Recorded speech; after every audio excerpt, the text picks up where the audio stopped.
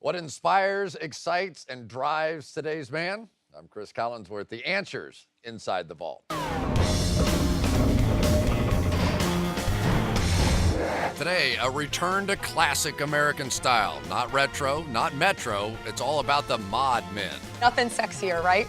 Actress and host Jill Wagner and comedian Alonzo Bodden join me and top experts from Details, GQ, and Motor Trend to unlock modern man's sense of style, sense of self. James Franco, he looks great in a suit, he looks great in a leather jacket. Then, where fast meets fashion, inside the top secret GM Design Center. Only we have the ultimate sneak peek at what's next.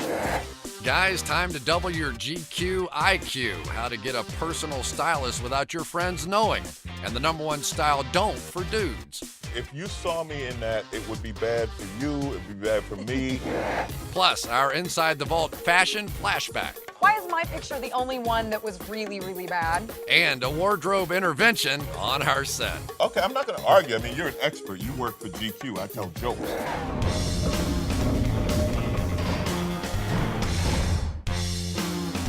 Hey, I'm Cris Collinsworth, and you are Inside the Vault. Say hi to Jill Wagner and Alonzo Bodden, and our special guest, Jesse Ashlock from Details magazine. And today's topic is style. So here we go, guys. I'm going to tell you what, Alonzo, I know you are a little bit further down the road on this subject than I am, so I'm going to let you kick it off. Ask an important question. Okay, well, I'm gonna start with saying that, being better dressed than Cris Collinsworth, that's probably not the greatest compliment No, I've that ever one doesn't received. work at all, no. But okay, when it comes to style, like, how does a man develop his style, coming from a professional? He should do what he believes in. He should wear clothes that represent who he truly feels he is inside. He should also maybe think about clothes that fit. I mean, except if he's you, Try not to wear clothes that swallow Wait a you. minute, wait a minute, whoa. I like this already. Hey, Chris, we're gonna have our first guest/victim. I can't wear, look, you're wearing one of those little tiny jackets and those really tight pants. I can't wear that. If you saw me in that, it would be bad for you, it would be bad for me. You know what? I think the worst thing is when I see a guy and his pants are hanging off of him, everything's too big. I don't know how big the guy is in there. You don't want to see everything. I'll be the first to say that. But just, a little bit of tailoring can go a long way. What is that with women that they love grabbing a guy's clothes and it's way too big and they're like, that's what I want? But I think it's very sexy to see a woman in a man's shirt. Don't you think, Chris? Absolutely. A woman in a men's white button-down dress shirt. Nothing sexier, right? Clearly now, there are guys that have to be spending more time in front of the mirror getting ready than Jill does coming out to do this show. I'm sure there are, and there always will be those men. We're coming away from that look. And I think that the whole kind of return to classic American style is kind of a rebellion against that try-too-hard look. It's about letting your clothes, elevate you, instead of disappearing into the bling. For the most part, not everywhere, but you can kind of wear jeans now and dress them up with a shirt and a sports coat and kind of get away with it almost anywhere now, right? Yeah, and if you want a rule, you can do the same thing with chinos. If they're fitted, you can wear chinos with a blazer, you can wear them with a t-shirt. And they're a super American pant that looks great on almost any guy. But would you say that's true anywhere? Because I know in LA, you can wear jeans anywhere. In New York, I think when you go out at night in New York, jeans, it's harder to pull off. New York is more of a suit city. LA is a casual city. Well, I guess I hang out in different parts of New York than you do. Really? Yeah. Looking at the two of us, that's surprising. I would think that you and me would be hitting all the same spots. I'm wondering how we haven't met up until now. What defines the style right now? I think that there's been a kind of re-embrace of classic American heritage brands that are timeless, that will always, always be in style, like Pendleton, Red Wing boots, Woolrich woolen shirts. If you want to talk about stuff that looks great on any guy, that's the stuff. All right, Jesse, well, thanks very much. I understand that you're going to make this as easy as possible for us. You went out around LA to look at what's cool and stylish and now, and maybe what's going to be cool 5 years from now as well. Stylistically, we're seeing a return to the cool and classy in American men. One of the celebrities I think kind of epitomizes the American guy is James Franco. He looks great in a suit, he looks great in a leather jacket. I also gotta admit, I love Kanye. My favorite American guy is Paul Newman. He kind of embodied so many different ideas about American manhood. What I love about this store is the kind of playfulness and eclecticism of all the products here. What kind of design trends have you noticed in the last few years? What I've been noticing more and more is people want things that are just simpler, simpler, simpler. These days, bling isn't the thing anymore. Craft is.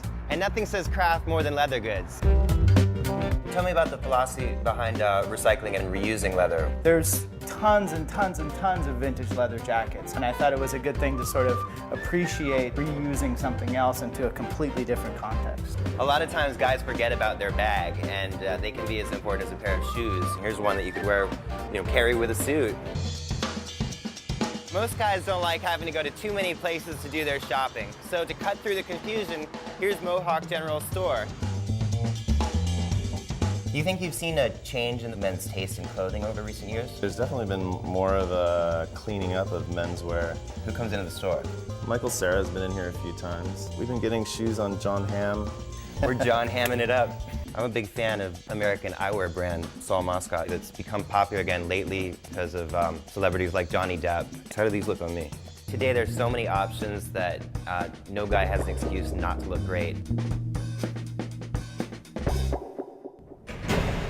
Basically, my wife was right. Don't throw away anything because it's going to come back to Jim.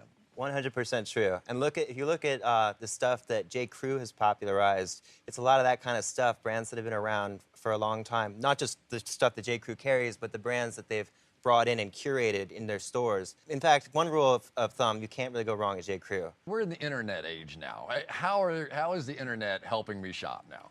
Well, there are actually services, one's called Trunk Club, that allow you to correspond with a professional stylist over Skype or iChat. They'll get your sizes, critique your style, talk about what you want in your wardrobe. In a store? No, you're in the comfort of your own home, and they're somewhere else talking to you, like in Chicago. And they'll get an idea of what you want, and they'll send you some stuff to try, and you try it on at your leisure, and you return what you don't want and pay for what you keep, and that's all there is to it. We've got home, car, furniture, whatever. Where are clothes in attracting women? I think it's really important. When you present yourself to me, that's what I see. I mean, it's kind of like wearing your personality, I think. What is the latest? What do we need to know?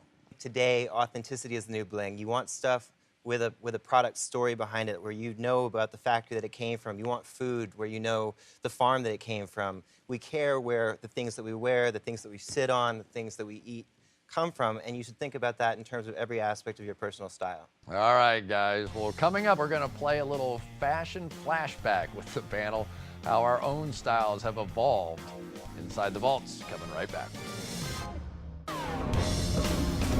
Coming up on the next Inside the Vault. What's the hardest job today's man will ever have? I was up at 5 in the morning this morning. My kids were having a rave in the living room. Raising his kids, that's what. No training, no handbook, no shortcuts. It makes you care about human life in a way you haven't before. Then Inside the Vault's going coast to coast. What's the best advice your father ever gave you? Don't be stupid. Keep my mouth shut. Plus texting, Facebooking, the new rules for being a digital dad. It's all on the next Inside the Vault.